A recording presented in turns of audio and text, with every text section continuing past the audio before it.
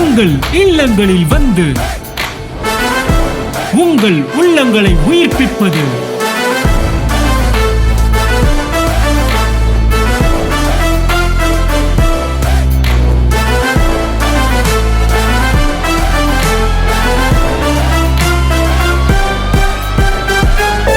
உங்கள் channel DJ. மனிதன் சரியாயிருந்தால் தேவன் சரியாயிருப்பார் என்பது மதம். ஆனால் உண்மையான சத்தியம் என்னவென்றால், மனிதன் எப்படி இருந்தாலும் தேவன் சரியாகவே இருக்கிறார். கைத்தட்டும் போது தான் இருக்கு.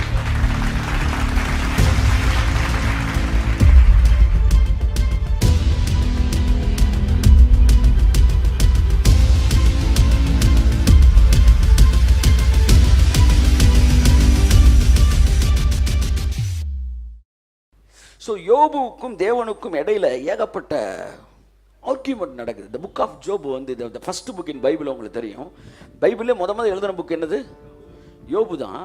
அதனால் அதுக்கு முன்னாடி ஆதியாகமே கிடையாது. பிசாசுன்றவனும் யோபுவுக்கு தெரியாது.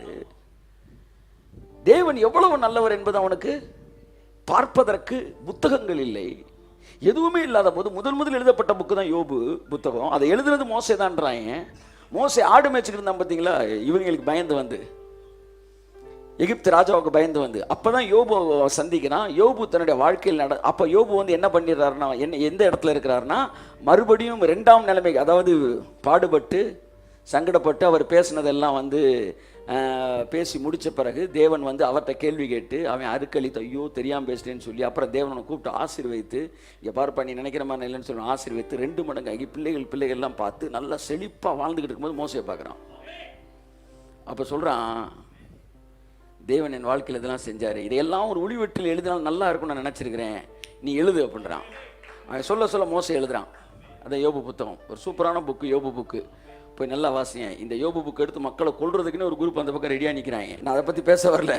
யோபு மாதிரி ஒரு சூப்பரான புக் எதுவுமே கிடையாது. யோபுனாலே அதையும் நீ யோபு மாதிரி ஒன்று சோதிக்கிறார், யோபு மாதிரி நீ சோதிக்கிறார் நீ எனக்கு வந்து சிக்கின ஒரே பார்ட்டி யாரு?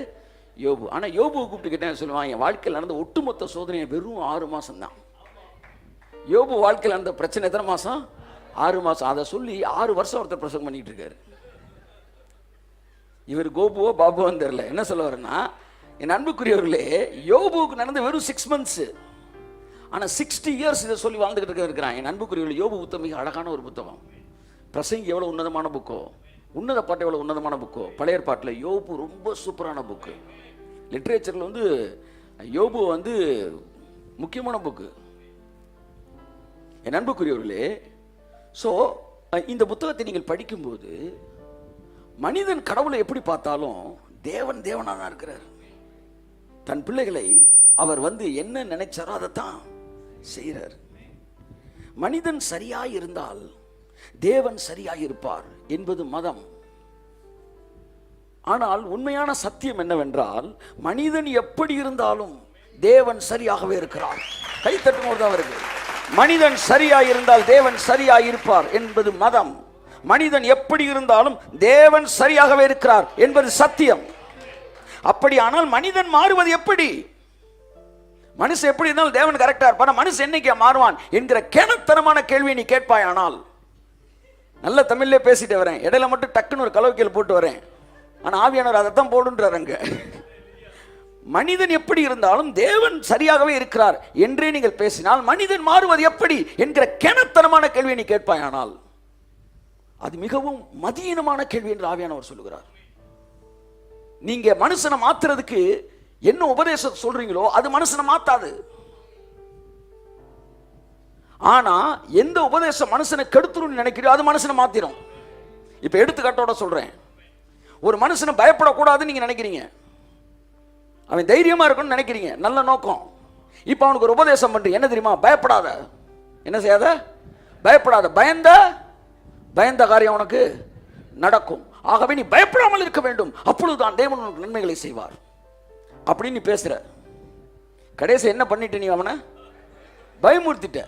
நீ 1 மணி நேரம் பேசி முடிச்ச பிறகு பயந்தே தான் இருப்பான். பயந்துடக்கூடாதியா?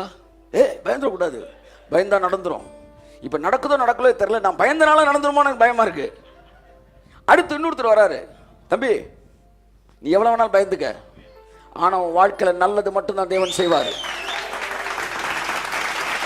நீ எவ்வளவு வேணாலும் பயந்துக்கான்னு சொல்றேன், நீ பயப்படக்கூடாதுன்னு சொன்ன. உன் நோக்கம் என்ன? அவன் பயப்படாம இருக்கணும்னு. ஆனா உன்னால செய்ய முடியல. நான் எவ்வளவு வேணாலும் பயந்து காட்டுறேன், உனக்கு நடக்காதான்றேன். இப்ப அவன் என்ன செய்யறான்? எவ்வளவு பயந்தாலும் நடக்காதா? அப்புறம் இருக்கிற பயப்படணும். நீ நேர்மறையான பிரசங்கத்தை பண்ண, ஆனா எதிர்மறையான ரிசல்ட்டை தான் கொடுத்த. நான் எதிர்மறையான பிரசங்கத்தை தான் பண்ணேன், ஆனா நேர்மறையான ரிசல்ட்டை நான் கொடுத்தேன். ஆமென் சொல்லுவோம். ஆமா, எப்பவுமே மதம் மனிதனை மாற்றாது, ஆனால் சத்திய மனிதனை மாற்றும், கிருபை மனிதனை மாற்றும். அதனால தான் சொல்றேன், மனிதன் சரியா இருந்தால் தேவன் சரியா இருப்பார் என்றால் அது மதம். மனிதன் சரியா இருக்க போறதே கிடையாது. இது எதுக்கா நீ தரமா நீ சொல்லித்தர? நீ ஒழுங்கா இருந்தாண்ட கடவுள் ஒழுங்கா இருப்பாருன்னு சொன்னா, இவன் ஒழுங்கா இருப்பான்னு நீ நினைக்கிற, அவன் ஒழுங்கா இருக்க மாட்டான், முடியாது. ஆனா என்னைக்கு நீ எப்படி இருந்தாலும் கடவுள் கரெக்டா தாண்டா இருப்பான்னு சொல்றானோ, அதை மனுஷன் புரிஞ்சுக்கிட்டான்னா, நான் தெரிஞ்சுக்கங்க, அவனை சரியாகணும்னு நினைச்சா நீ பிரசங்கம் பண்ண, அது இந்த பிரசங்கத்தில் அவன் சரியாயிடுவான். கிருபை மட்டும்தான் ஒருவனை மாற்றும்.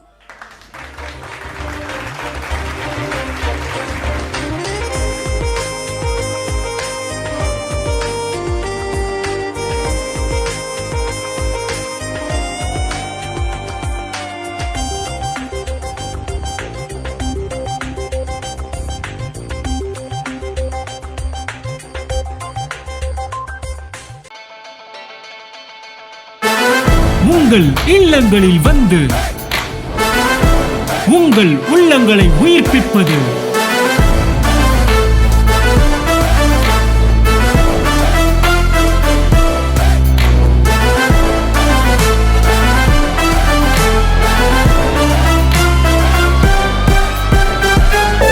உங்கள் சேனல் டிஜே.